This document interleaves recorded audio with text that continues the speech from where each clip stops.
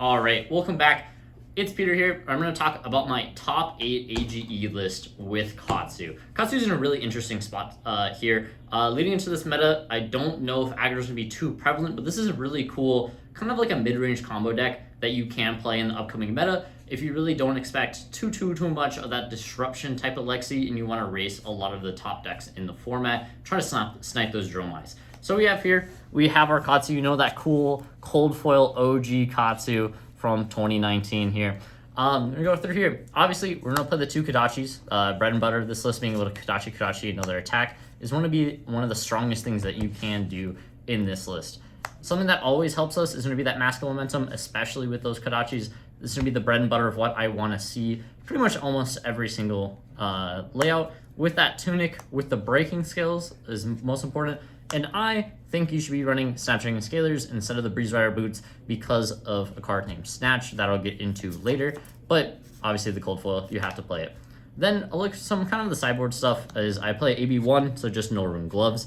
And then I'm going to play Mask of the Pouncing Lynx for a little bit of sideboard action, but that is only for the older matchup. I'll come back to this when it is prevalent. But this is going to be my main loadout here. It's going to be those Kodachis and these main four, pretty much everything else. A Hardened Cross Strap could be in this tunic slot if you want to cut something else and play it. There's some times where I thought about Cross Strap would be really good here, but a lot of the time the tunic is the consistency that we want to see because we are running 18 blues in pretty much every single matchup, which is going to be that little bit higher than a lot of those aggro Katsus are going to play. So what is the bread and butter of this deck? So something that Outsiders gave us was more lines of this surging, right? So let's just talk about it. We're going to play those what I call the 9 surging line, the 3 reds, the 3 yellows, and Be Like Water red, which is going to be that if it hits, you can make it into a surging strike, which is really powerful because it does take that head jab slot, and it's better because it can turn into a surging. So why are these surging so important is the multiple lines that you can play with them. The OG Whelming Gust Wave into Megenshi line is still solid with that Lord of Wind, being able to put more of that combo cards back in so you don't get fatigued as often.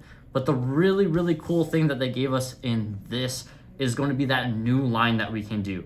So we're playing those 3 Descendant Gust Waves and the 1 yellow in the main. What these Descendant Gust Waves do is they're usually a 1 for 2 or 1 for 3 if it's the red, but become a 0 for 5 if that Surging Strike was the last card on the chain. Super powerful. Gives you another action because this isn't going to be 4 draw card, but this is just a 0 for 5. I'm just trying to do as much damage as I can. Something with the Gust Waves as well is this is one of actually my favorite card from the new set to play with Katsu. It's going to be these Bonds of Ancestries. I'm playing all 6 because I think it's that good. What Bonds can do is it works off both Whelming lines, the Descendant Gust Wave and the Whelming Gust Wave. If you've played one of them, it becomes a 0 for 4, go again, and you get to banish a combo card from your graveyard and search for another one with that name. So something that you can really cool that you can do is you play these Fluster Fists. You can play. I play all 3 blues to go get the red, and so even if you don't have the end of the line, you can get the value play of getting another red 0 for 4 at the end of the chain, which is really powerful. And then after that Bonds, it leads us into Dishonor. This is going to be the really impactful card coming from the set, and it's really good. If you've obviously played, you know, Descendant, Surging, and Bonds on this chain, it gets +2 if Bonds was the last one, and it turns off the hero ability of your opponent if it hits. That is super powerful. A lot of the decks just fold if you hit it, especially Kano, especially some of these other aggro decks that you're trying to race, and it can be really annoying for these more of controlling decks and these rangers that are just like want to use their hero ability every single turn. Turning that off is huge amount, and you're doing a lot of damage in that chain as well. Super powerful in this set with this. That is going to be the main kind of combo of this list is going to be those cards. And then we're going to move on. We got the 2 red Fluster Fists in the set. I used to play 1 for a value back in OG Katsu, but I think you play 2 now because of Bonds, and you get to play the 3 Fluster Fist blues in the side. And then to get help with those combos, I'm definitely playing the 3 Ancestral Empowerment in the main. Just getting +1 to get those breakpoints and drawing a card is really impactful, and the 0 count. And, you know, I can't leave home in an aggro deck or a combo deck without my 3 Art of Wars. Impeccable in a lot of cases. Being able to turn an 18 damage combo into a 22 to 27 damage is super impactful. And making filtering really bad hands to become a decent hand is really good with Art of War as well. Then we're gonna look at the finals of this blue. I got the 3 Flusterfists to work with those reds off the bonds. Then we got some Fine Center and some Crane Dance shenanigans here. Trying to get that token to be able to, win the mirror here. Obviously, having the 3 Lord of Winds and the 3 Gust Waves, and then the Descendants are going to make it so we have 18 blues exactly for that main board. I'm running a 51 card main board, and then you're trying to put 9 in the side with the rest of the cards. And this is going to be our sideboard here. So I have a little bit of links passages. Something that you can never do is hit with Mask Momentum against Oldhim. So I like to play Mask of the Pouncing Links with a extra yellow Gust Wave, a yellow, this other yellow Gust Wave, and a blue Bonds.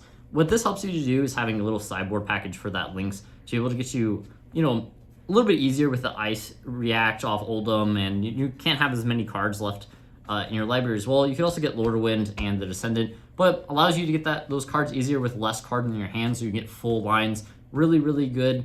Helps that Oldhim matchup a lot, because that can be a little tricky. And then we got some of the normal stuff.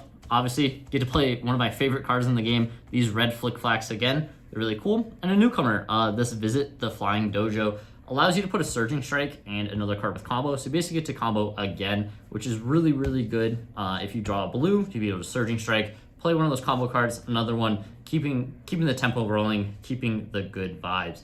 Then we got the CNCs, really, really good against those Rangers that we're going to see a ton of in this meta. And then we got 3 Razor Reflexes, which are really good, and pairs really well with these 3 red Snatches, is the reason why I'm playing that Snapdragon Scalers instead of the Breezer Roots, because Snatch is just such a powerful card that I want to have those 3 Razors and those Snapdragons every single time I see this card. Then we have some cool tech here. We got some Spinning Wheel Kick and the Cyclone Roundhouse. What this is really for is that at Oldhim, if you get them to block with the shield early and then go Spinning Wheel Kick into Cyclone Rampage, you can actually banish the shield from the chain, which makes it so that your Kadachi, their attack in the late game that you want to do taxes the resource system, taxes their life total, which is really, really good.